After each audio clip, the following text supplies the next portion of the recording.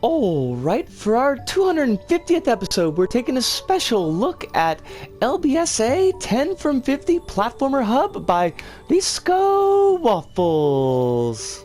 That's me. Alright, so here we are, and I just figured we would just do, like, see how far we can get in 3 minutes. Just gonna speed run it on the danger mode. Yikes, yikes. And yeah, we're just gonna go. This is my level, and I'll show it off if I wanna. It's look, it's a 250th episode, and we get to fudge. We get to show things off sometimes. The timing on this puzzle is not a puzzle. It gets really wonky because of the way I've got it set up. But we are gonna take a look in the hub section instead of like our usual hubs section. We're just going to go like backstage and actually look at how all of this was set up and places that I feel like it succeeded and places I feel like it failed, and there's a mixture of those, but that's kind of tricky. This next section is also a big pain in the butt. Can't skip these cutscenes, unfortunately, because like these things will kill you if you touch them, and darn it! I'd wanted to go with the confetti pop because I didn't want anything like ultra violent in this level. Oh fudge! Safe. Nice. We're making. You can die in cutscenes. I'm not sure. It's such an easy thing to happen. I should have set something up to like help players avoid that, but that was a nice jump for us. But, you know, I figured, whatever. Got our sleeping babies up there. And, dang, this is like a lot shorter level than I thought when you're not actually looking at all of the, when you're not looking at, like, all of the recommendations and stuff, if you're just breezing through it and not going to the secret, then, yeah, it's just like, it's kind of quick. Yikes! Yep. Okay. Oh, fudge! Okay, we can do this. We can do this level in 3 minutes. This is speedrunnable, but tricky. Oh, so tricky. No! Fudge! Okay, come on, Risuko. Just relax. You got this. You made this level. You can't die here. You actually made this level. Okay, the shooting down. Excellent. You may not like it, but this is what peak LBP looks like. Honestly, though, seriously, Kokepura is amazing, and everybody should play it. Go to the scoreboard. Do! With 8 seconds to spare! Ho-ho, baby! Alright, we're gonna go backstage. We're gonna talk about, we're just gonna like talk about how the level was set up and maybe like what the future is of the show. It's gonna look, honestly, as a spoiler, a lot like the present. But, we'll see you there. See yas! And we're backstage with 10 from 50 by Risuko Waffles. That's me. And I'd say, if I'm being honest with myself, and if I'm being honest with y'all as viewers, I'd say it's an orange diamond. There's definitely parts of the level that I'm happy with how it turned out, and I'm proud to have gotten a level done, like a level for the first time in about 10 years. I think that was kind of neat, but I think that the level suffers from trying to serve 2 different masters, and it makes it difficult to cohere into a cohesive whole as an experience in either side, but we'll talk about that a little bit later. Now, the things that I felt that were successful in the level are things that I'm kind of proud of in the level, and one, which is probably not surprising considering what I usually harp on about when I'm talking about other folks' levels, is I'm pretty happy with how the visual design and presentation of the level came together. I feel like it could have used a little bit more movement in some of the decorative elements, but I feel like I got a pretty decent material selection that worked together and kind of cohered in a set. It's got a lot of elements of like humor and movement and characters that I really like. It's got a lot of these Kokeshi dolls because, one, the you know, Kokipura was the favorite level I had of the 50 that we looked at in the archives, but also because I think it's like a really cool little bit of kit that they gave us in LBP1. It's one of my favorite, you know, prize objects that we've got in the level. I think there's a lot that can be done with this particular one, so that was something that I liked. I liked getting the clouds in the movement. I thought the books worked out really well to pull off kind of an archive feel, but also giving a bit of depth to the level. I got to try a lot of things that I never have as a creator, you know, because most of the things that I work on are hubs and like single room environments, so to speak. I don't really do gameplay, so kind of doing simple stuff like, you know, these pillar jumps and the you know, the moving obstacle here.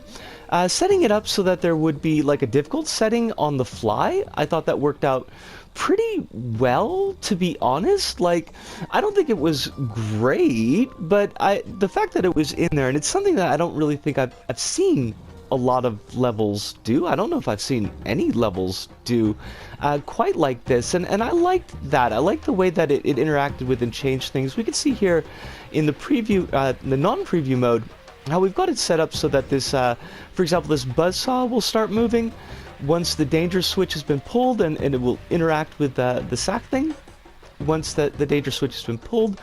We've got these bits here where the you know, the final bit on the sequencer here is what's going to turn them into hazards. The top little bit of material here will become plasmified. So, like, I like the way that turned out, and I just the fact that I was able to pull it off. And I was, yeah, you know, I was proud of that.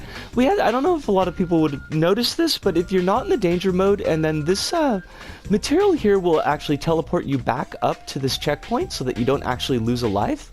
But if you're in the danger setting and you fall off, then this becomes like a kill tweaker, and will, you know, it'll kill you, so it'll, you know, be a little bit more dangerous to the players. And I thought that was like kind of neat touches that I'd like to see in other levels. I was really happy with the bits of animation that I pulled off. It was kind of the first time trying some of the things like this. My favorite is, of course, the book toss in the back. This took like a lot of time to actually work out how this is going to work, but I think that the effect ultimately looks pretty nice. It looks pretty cool.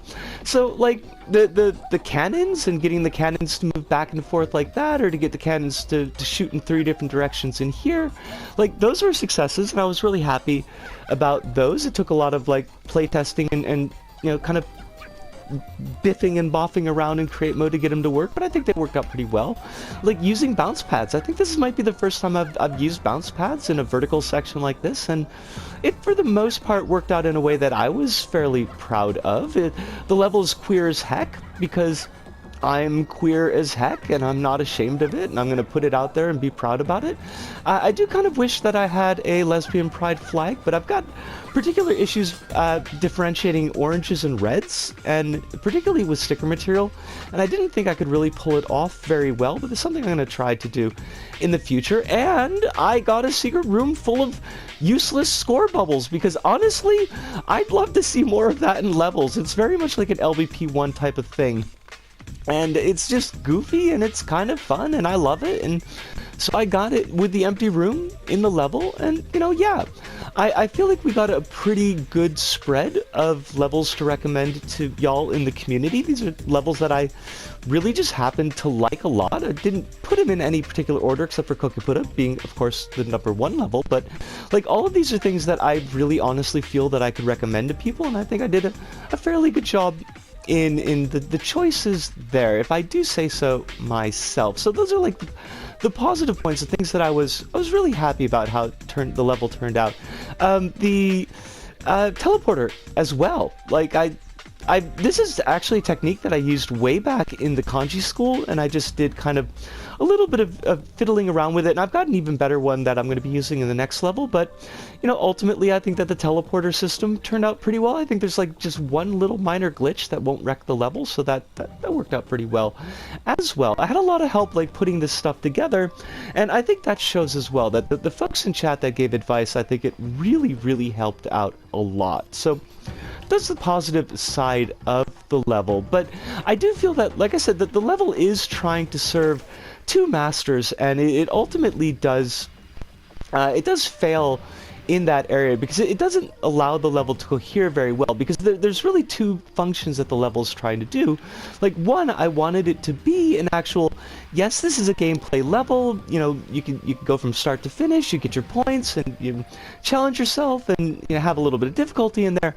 But also I wanted to be focusing on the levels that I was actually recommending to the community, and to try to do those two things at once, and I don't really feel like I got a particularly good balance. Now, the teleport system was something that came in a little bit late in the level, and if I had been planning on that from earlier on, I think I could have implemented it a little bit better, because in the original, you know, planning, I had made these 3 rooms, and I just kind of plopped them down on the map and be like, bump, bump, bump, that's where we're going to be. And we just had to fill in the space between those rooms. The issue there is that none of these gameplay sections really have a chance to breathe. None of the gameplay sections really have a chance to kind of build difficulty and scaffold. You notice that, like, the gameplay techniques that are involved in each section are really quite different. So you can't take the bit that you're kind of practicing here, and this is a fairly tricky one to just jump into the level with. You've got moving slippery platforms with something that's going to kill you in one hit, that's moving relatively quickly and is hard to avoid. It's not like a huge section, so like most players I think will get through this even without luck. Like, it doesn't take that much skill to get through, but it's a bit heavy to throw at players. Like, boom, right off the chump, there's no build up to it. And then you get through that, and now here you're in another gameplay section, and it's kind of a completely different feel and different skill from what you were doing before. Now you're working on something where the jumps, now the jumps here are not quite as unforgiving as they were in the original. I did go back and I play tested this a fair amount, both by myself and in front of chat, so like I could get some advice from them. And originally, like, the timing on these jumps was really, really tight. It was really hard to pull off. But even now, with kind of the modified and a little bit simpler section, to have this as kind of like a follow-up to the previous gameplay section, and it's like it's a big jump in what the players expected to do, and there's been no build-up to that. There's been no, like, okay, well, we're gonna have kind of a vertical / horizontal with a depth gap in the middle, but maybe without these plasmified bits to kind of let the player get used to that type of gameplay, and then put this in as a later section. But, you know, in my construction of the level, there really wasn't space to do that. And because I hadn't really planned the level, a lot of this was just kind of thrown together with ideas as I went along, and I was like, oh, well, this is kind of it's got a bit of an LBP1 feel to it, with all like the Kokeshi, like the dolls in the level, so why don't we have one of those, you know, winch bits that we would used to see in LBP1 levels? Let's do that. And it's like, okay, yeah, and I'm kind of happy with the section as it turned out, but again, this is a completely different type of gameplay. It's a completely different type of hazard and way that the player is expected to kind of grapple with this hazard. So there's nothing that's like built the skill that's going to be going into this. We haven't seen any of this type of gameplay previously in the level. And then once you get through that, and here you're immediately into another completely different gameplay bit. Now, this one, I mean, it's fun. I feel like it's a little bit overlong, and you don't really see what the hazard is until, like, you're kind of in it. The original idea I had with this section was, like, I wanted the cannon excuse me.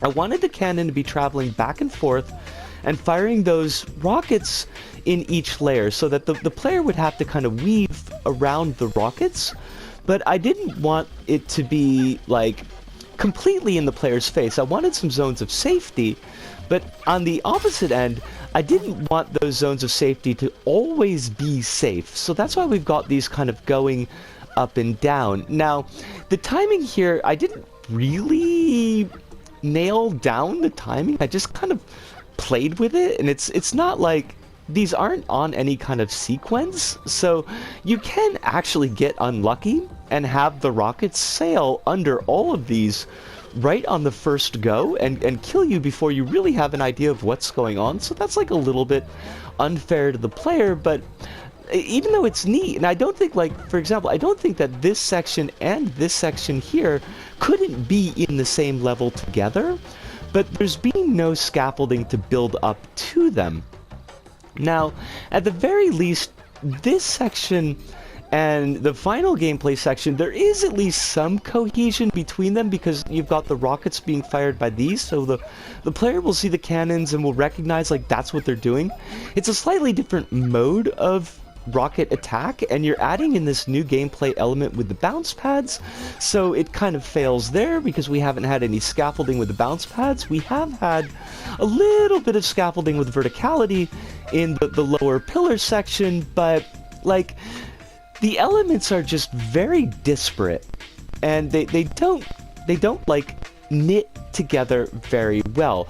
If I this completely as, like, not a level like a hub where I was introducing levels, but just a level on its own, each of these sections I think would have been increased in length. There would have been kind of easier gameplay elements that led up to the sections that we see, which would probably be like the harder end of it.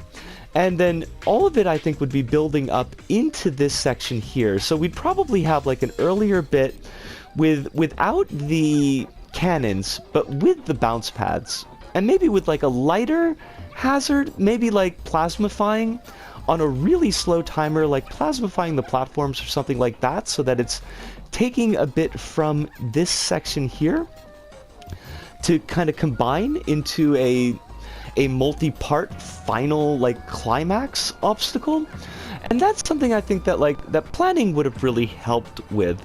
Now, if I had done it completely as a hub, it, I think, would have had a lot more decoration. It would have been a lot more involved, but it probably would have been even more cramped. And the level, I feel like, kind of for a background engine issue, I think that the level is, like, fairly cramped. And you've got, like, all of these archways in the level, which look really nice, although you don't really get to see them. I had to extend them fairly far down because the way that the level's set up, sometimes you can see the bottoms of the archways from, like, these areas here, and fiddling with the cameras and things, so making sure, like, things were long enough on screen for this section of the cameras, but we're short enough to not be on screen for this section, and you end up, like, with a lot of busy materials and a lot of logic, like, crammed in together in one spot, because there is, like, a lot of background logic. You see, like, all these microchips and things that are setting up cutscenes and, you know, little animations, and it really made it difficult to, for example, try to save and publish the level, because I kept on getting, like, this is too big. You might want to take out some bits and bobs before you try to publish this level. I kept on getting those warnings when I was trying to do the publish, so if this were, like, just a regular level, I could space things out a lot more, make it a little bit more forgiving to the engine. It would probably be easier to set up the cameras as well, so I didn't have so many kind of bits of material just hanging down the way that they are here. It's not quite so busy.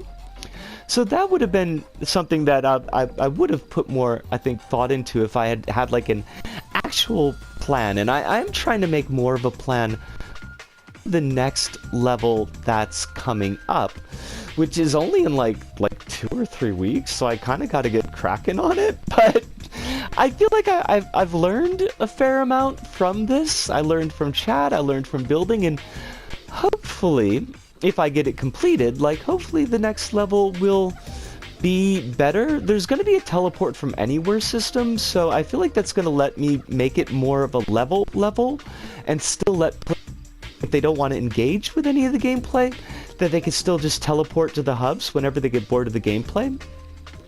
it is one issue, and something that came up in chat, like I'm using with my teleport system, a death teleport system. You may have seen in one of the YouTube videos where I was introducing it, and the reason was I didn't want players to be able to kind of like abuse the teleport to get points and avoid obstacles, and that's actually something that you could do in this level if you really wanted to cheese it for points. What you could do is go through the full level in the easy mode, get all the score chains where you're not worried about like timing or worried about death, and then come up to the top here after getting all the points, grab the secret bit here to get the big score multiplier from the secret room, and then you'll get teleported back from the secret room to the introductory area. Flip the switch over to get 1,000 points for doing it in hard mode, and then just teleport to the scoreboard and finish the level with all the points. So that's one thing I kind of wanted to avoid in the next level, which is why I went with a death teleport system than just a regular teleport system. It also made for a little bit less logic. Scoreboard. Oh, wow, I don't know what just happened there. We got a blue screen. I did give away, like, the trans pride symbol and the progress pride symbol and the ace pride flag. If you don't like it, tough nuts.